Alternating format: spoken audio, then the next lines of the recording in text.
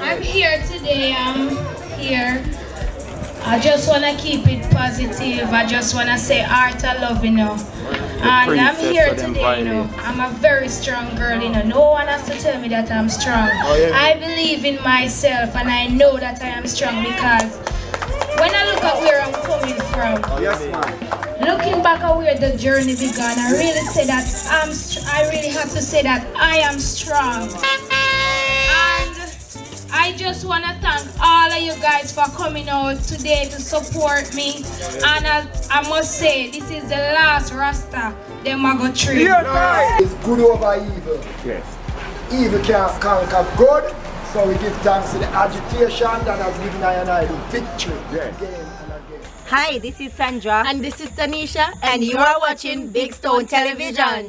A very pleasant good afternoon, ladies and gentlemen. Welcome once again to the People's Forum of In the Streets with Big Stone. Today, ladies and gentlemen, abe to all the haters who were saying that Nzinga King was lying, who was saying that Nzinga King had cut her own ear.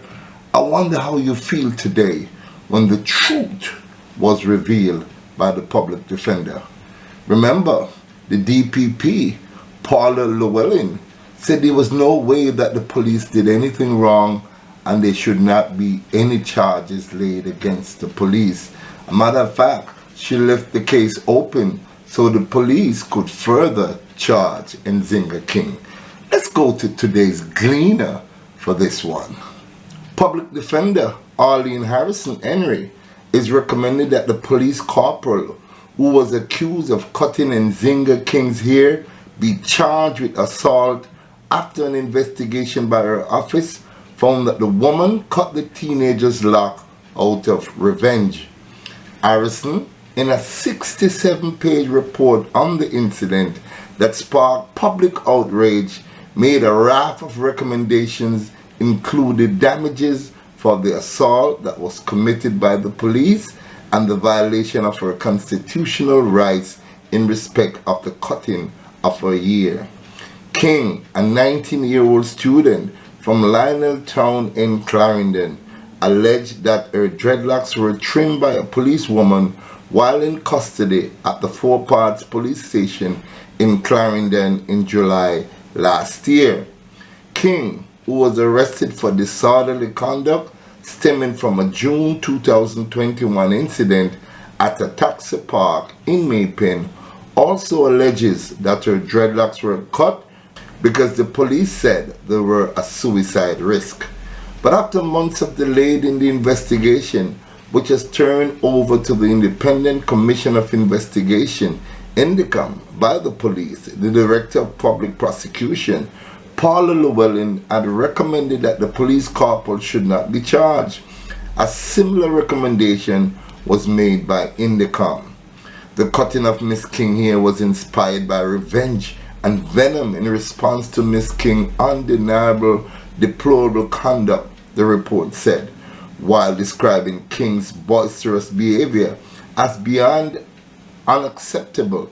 The report said she posed no threat to the police, but that violence of the most painful and personal nature was inflicted upon her to teach her a lesson and to forcefully bring home to her who run things.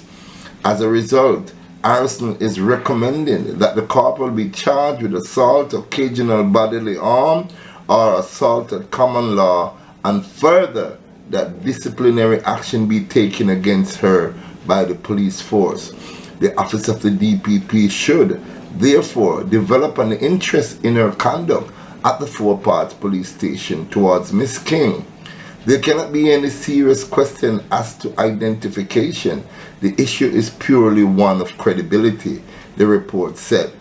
The public defender also called for the corporal supervisor, an inspector who was on duty at the time of King's alleged haircut, to face disciplinary action for not taking any steps to prevent the criminal conduct of failing to act, having discovered negligence in her duties. Other recommendations include returning a portion of the fines paid by King at the Clarendon Parish Court, claiming that she was charged beyond the stipulated fines, a repeal of the Town and Communities Act, and an amendment to the Parish Court Jurisdiction Act to make fines a default in payment, which attracts a prison term prorated in circumstances where the term has started before the convicted person is able to pay. Llewellyn had explained that several inconsistencies were found in the case, and that based on the civilian witness account, King had pulled out her own ear.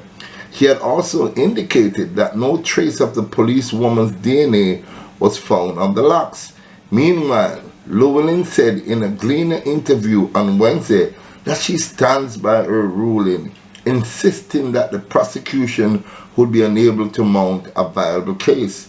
It would appear from my cursory reading of the report that my learned friend, the public defender, did not have the benefit of the abundance of the material that the ODPP and the Indicum have had in our assessment, Llewellyn said.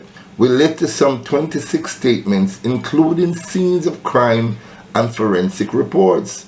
And these assessments, as seasoned prosecutors, we make every day at every level. Jamaica, truth crushed to earth, must rise, as spoken by Martin Luther King. Not for 1 minute did I or any of my associates had any doubt that Nzinga King was telling the truth. We saw the pain, we saw the distraught, we saw the humiliation, and also when they released that video, we knew exactly two things. One, she had her dreadlocks when she was arrested, and two, they exposed the reason why her dreadlocks were trimmed. Jamaica, Jaja, nah sleep. Give thanks for watching. Please like and share this video.